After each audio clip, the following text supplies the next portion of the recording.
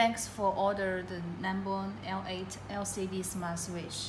Now let me show you how to install the L8 LCD smart switch.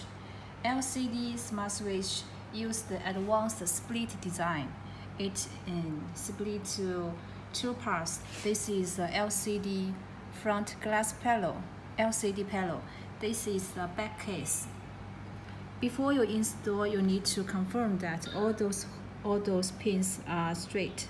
And here, and all those pins need to point to those holes. And then fix here. Push down. Now power on.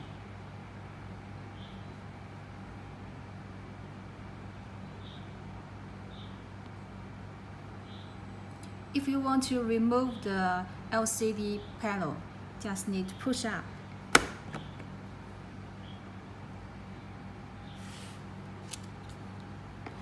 We also have the square size for the LCD smart switch. Let me show you how to remove and install the LCD panel. Push up and then push down. Push down.